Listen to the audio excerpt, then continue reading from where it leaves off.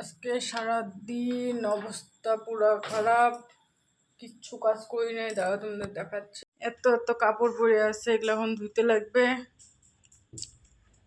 এখানে একটা কাপড় আছে।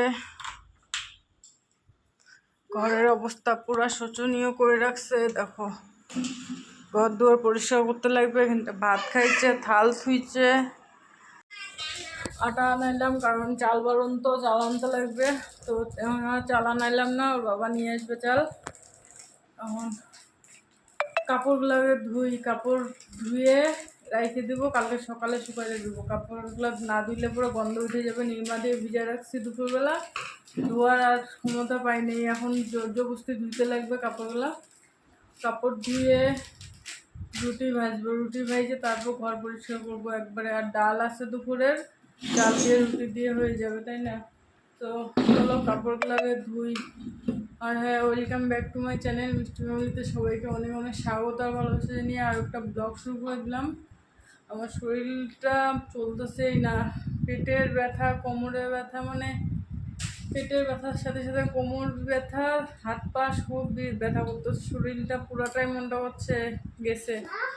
তো যাই হোক, ফটাফট কাজগুলো ফটাফট করে আরও শুয়ে পড়বো।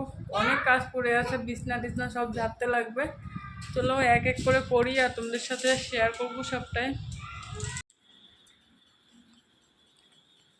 কাপড় ধোয়া হইলো, তার সাথে সাথে স্কুল ব্যাগটাও ধুয়ে নিলাম। থাক, আজকে আর শুকাইতে দেবো না। এখন রুটি ভাজতে লাগবে। হাত মুখ পরিষ্কার করে আসলাম, মুখ ধুয়ে হাত পা পরিষ্কার করে আসলাম। ঠান্ডা ঠান্ডা লাগছে, যেন ব্যথায় মনটা করছে জ্বর আসবে। জ্বর লাগতেছে। আজকে দুপুরবেলাও চান করতে যায় পুরো ঠান্ডা ঠান্ডা লাগছিল। যাই হোক, কোনো মতনে 8-10টা রুটি বানায় নিয়ে বিছনা নিয়ে নেবো। আর উঠি নাই। চলো, তো রুটি হয়ে গেছে আর এখানে দুপুরের ডাল আছে। তো রাতের খাওয়াটা এই দিয়ে হয়ে যাবে। আর রান্নাঘরের জন্য কি অবস্থা, রান্নাঘরে এসে দেখতেছি আমি এত এত বাসন রান্নাঘরে, হাঁড়ি মাজতে লাগবে, এগুলো মাজতে লাগবে। তো ভাবলাম যে প্রথমে রুটিটা ভেজে নিই। তো রুটি ভাজা হয়ে গেছে, আটার প্যাকেটটা আমরা নিয়ে থুই নেই। এনে চা বসা দিছি, কিন্তু এদিকে চিনি নাই। আজকে চিনি ছাড়া চা করতে লাগবে, চিনি এক ফোঁটাও নাই।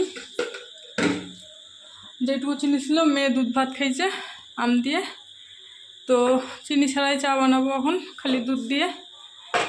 চা পাতা নিয়ে নিই। এখন দাঁড়ায় থাকতেই পারতেছি না, কিন্তু কিচ্ছু করার নাই। রান্না করে না দিলে কি খাবে, তাই না? তো চাটা নামায় থুয়ে তারপর বাসনগুলো আস্তে আস্তে মাজবো, বেশি তাড়াহুড়ো করতে পারতেছি না।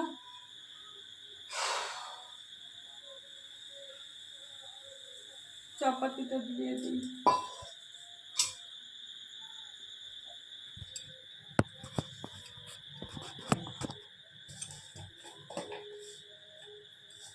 চিনি ছাড়া চাও ভালো লাগে আমার, মানে দুধ চা তো চিনি ছাড়াও ভালো লাগে, সেজন্য বেশি একটা জল দিলাম না।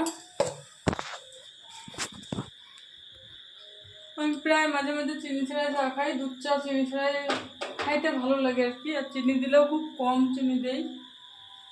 তো যাই হোক, চাটা হোক। এই বাবা চলো তোমাকে রুটি দিই, চলো।